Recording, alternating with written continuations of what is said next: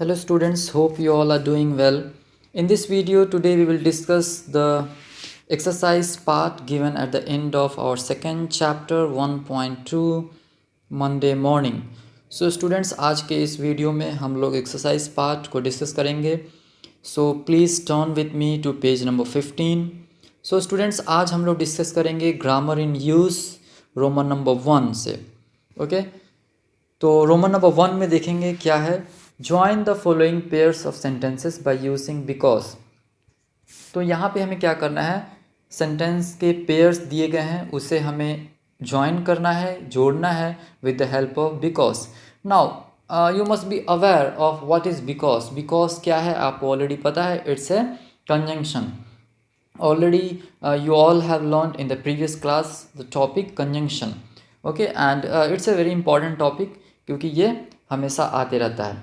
Now what is conjunction? अगर हम इसको रिकलेक्ट करने की कोशिश करें तो अगर कंजंक्शन देखा जाए तो कंजंक्शन अपने आप में क्या है, तो कंजंक्शन को हम कह सकते हैं कि जॉइनिंग वर्ड. ओके तो इसका डेफिनेशन हो सकता है a word that is used for joining other words, phrases और सेंटेंसेस. एक ऐसा वर्ड जो दूसरे वर्ड्स को या फ्रेसेस को या फिर सेंटेंसेस को जोड़ता है उसे हम क्या कहते हैं, कंजंक्शन कहते हैं. Alright, if you talk about few examples, तो अगर हम एग्जांपल की बात करें तो हो सकता है यहाँ पे बट, एंड, येट, और, because, nor, although, since, unless, means बहुत सारे कंजंक्शन है. ओके तो एक्सेट्रा.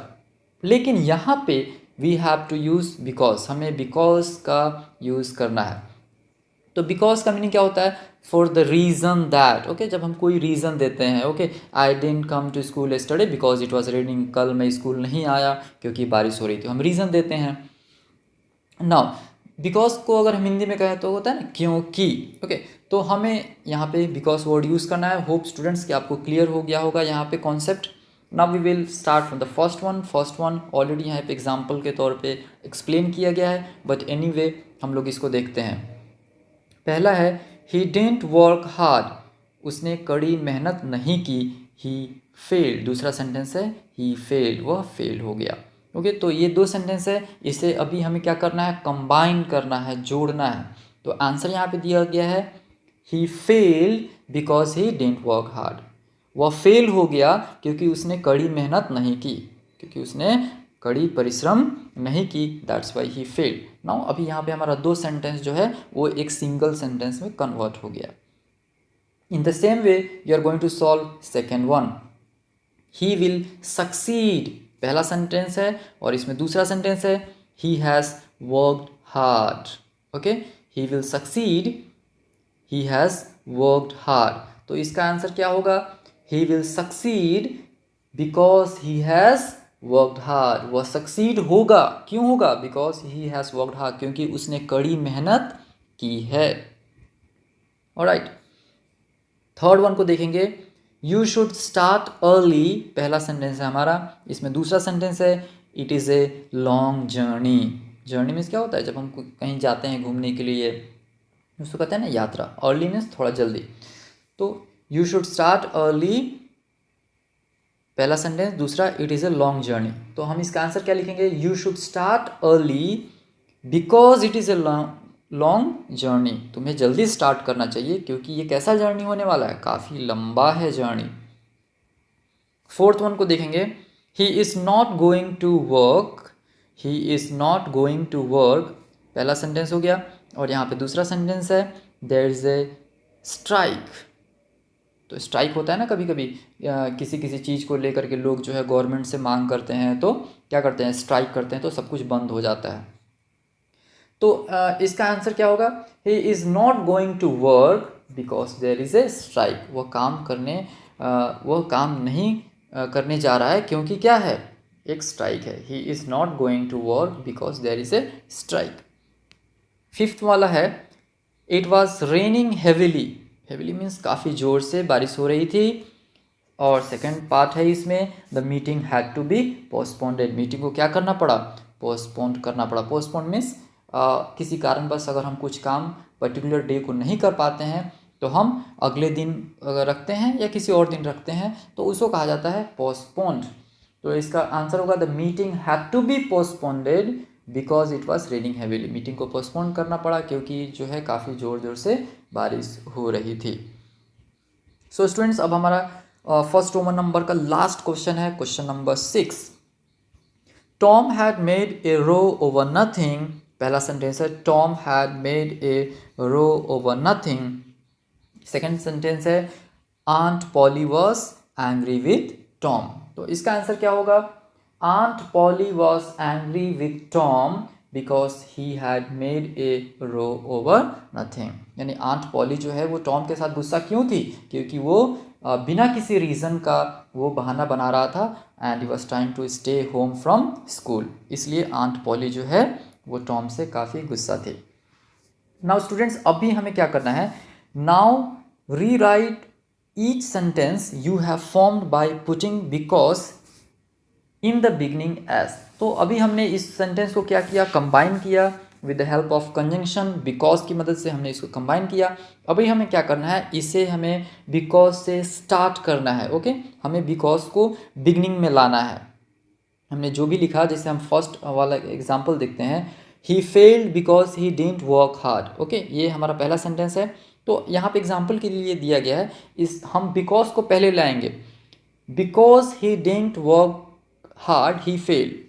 क्योंकि उसने कड़ी मेहनत नहीं की, वो क्या हो गया? फेल हो गया।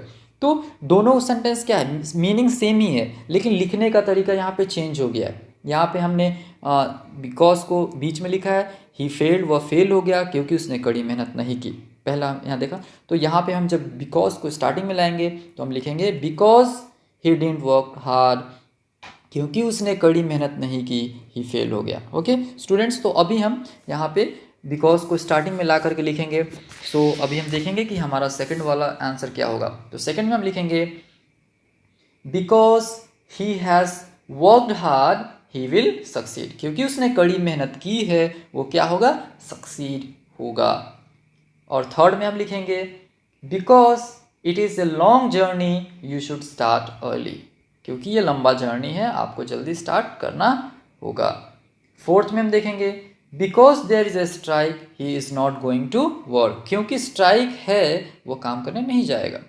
एंड फिफ्थ में होगा because it was raining heavily. क्योंकि बहुत ज़ोर ज़ोर से बारिश हो रही थी, the meeting had to be postponed. Meeting को क्या करना पड़ा? पोस्टपोन करना पड़ा। Because Tom had made a row over nothing aunt Polly was angry with him. क्योंकि टॉम जो है वो काफ़ी बहाने के ऊपर बहाने बनाते जा रहा था, इसलिए आंट पॉली जो है टॉम से गुस्सा थी। तो स्टूडेंट्स, ये था हमारा roman number 1। Now we will see roman number 2। अभी हम रोमन नंबर 2 को देखेंगे। क्या है यहाँ पे?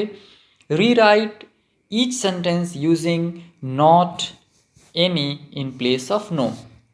तो हमें स्टूडेंट्स नॉट एनी का यूज़ करना है इन प्लेस ऑफ नो। यानी यहाँ पे जहाँ भी नो है, जैसे नथिंग हो गया, nowhere, nobody, okay, तो उस जगह पे हमें क्या यूज़ करना है? नॉट एनी का यूज़ करना है।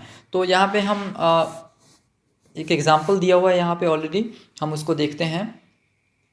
He discovered nothing. He discovered nothing. Nothing यानी कुछ नहीं। तो यहाँ पे नो है, नथिंग यानी नथिंग, कुछ भी नहीं, ज़ीरो। ओके, सो यहाँ पे हम आंसर लिखेंगे with the help of not का और एनी का। तो यहाँ पे है answer he did not discover anything. उसने कुछ भी डिस्कवर नहीं किया। ओके, तो he did not discover anything meaning same है, ही डिस्कवर्ड नथिंग। ठीक है, उसने कुछ डिस्कवर नहीं किया। तो यहाँ पे मीनिंग जो है दोनों का सेम हो रहा है, नथिंग यानी कुछ भी नहीं, बट यहाँ पे नथिंग एक सिंगल वर्ड यूज़ किया गया है और यहाँ पे नॉट एनी का हमें यूज़ करना है। ओके, सेकेंड सेंटेंस है कम नोवेयर नियर मी। कम नोवेयर नियर मी। तो हम कह सकते हैं don't come anywhere near me. Okay, तो डोंट कम यानी मेरे आसपास मत आओ, don't come anywhere near me. तो इस तरीके से हमें यूज़ करना है। हम थर्ड वाले को देखेंगे कि हमारा थर्ड वन क्या है। तो हमारा तीसरा है they found nobody at home. They found nobody at home. तो इसको हम कैसे लिखेंगे? They didn't find anybody at home. They didn't find anybody at home. Okay, अभी हम फोर्थ वाले को देखेंगे. They went nowhere after supper. तो यहाँ पे हमें nowhere को क्या करना है, रिमूव करना है. They went nowhere after supper. तो we have to remove nowhere. तो हम यहाँ लिखेंगे they didn't go anywhere. nowhere या anywhere दोनों सेम ही है, तो हम यूज़ कर रहे हैं anywhere after supper. फिफ्थ में है they had done no work for 4 days. they had done no work for 4 days. तो यहाँ पे हमें no रिमूव करना है, तो हम लिखेंगे they hadn't done any work for 4 days. यानी कि वो लोगों ने 4 दिनों तक कोई काम नहीं किया. they hadn't done any work for 4 days. अभी सिक्स सेंटेंस है my uncle can see nothing without glasses. my uncle can see nothing without glasses. तो we are going to remove nothing. हमें nothing को remove करना है, तो हम क्या लिखेंगे students, my uncle can't see anything. can't see anything without glasses. Now students, we will see from page number 16. Page number 16 में देखेंगे क्या है. यहाँ पे है correct the following sentences. Correct the following sentences यानी यहाँ पे सेंटेंस में कुछ ग्रामेटिकल एरर है. There is some grammatical error in this sentence. You are going to correct it out. Okay, तो already one example is given for you. पहला example को हम देखते हैं. Sid asked Tom what was the matter. Sid asked Tom what was the matter. तो students यहाँ पे grammatically mistake है सेंटेंस में. तो यहाँ पे लिखा गया है आंसर में Sid asked Tom what the matter was. Sid asked Tom what the matter was. तो यहाँ पे जो है अगर पहले सेंटेंस में रहता कि व्हाट वाज द मैटर, अगर केवल इतना ही रहता तो वो सही रहता.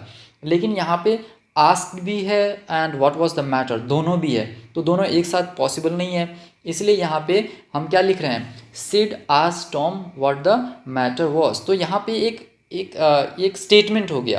ओके, क्योंकि जो सेंटेंस का जो स्ट्रक्चर होता है वो बेसिक स्ट्रक्चर जो होता है, सब्जेक्ट आना चाहिए, वर्ब आना चाहिए और ऑब्जेक्ट आना चाहिए. तो यहाँ पे जो ग्रामेटिकल एरर था वो वॉज में था, तो वॉज हमें कहाँ ला के लिखा, लास्ट में. Sid asked Tom what the matter was. अभी हम सेकेंड सेंटेंस को देखेंगे. I asked the little girl what was her name. तो ये भी फर्स्ट सेंटेंस के जैसा है, तो आई होप आप काफ़ी इजीली कर लेंगे. I asked the little girl what her name was. तो यहाँ पे भी was जो है वो लास्ट में आ जाएगा. एंड थर्ड वन है Aunt Polly asked Tom why was he crying. Aunt Polly asked Tom why was he crying. तो इसका आंसर होगा Aunt Polly asked Tom why he was crying. ठीक है ना, why he, यहाँ पे he जो है वो पहले आएगा फिर was आएगा. ओके, एंड फोर्थ में है the teacher asked Misha where was she going. The teacher asked Misha where was she going. तो आंसर हो जाएगा the teacher asked Misha where she was going. Okay, तो ये भी जो थर्ड है उसके जैसा है. थर्ड फोर्थ हमारा एक जैसा है. अभी हम फिफ्थ वाले को देखेंगे. I asked the tailor when would my dress be ready. तो इसका आंसर होगा I asked the tailor when my dress would be. Would के साथ यहाँ पे क्या आएगा, वुड बी. ये जो है करेक्ट है, वुड के साथ हमें बी लिखना है. And the last one is the teacher asked Mohan why had he told a lie. तो इसका आंसर हम लिखेंगे the teacher asked Mohan why he had he नहीं होगा, यहाँ पे क्या होगा, he had told a lie.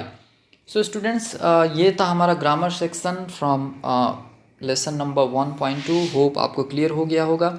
So you can write down all the answers in your text book, and if not possible, you can write in your grammar notebook also. So students, I will stop till here. That's all for today. Have a nice day. Thank you.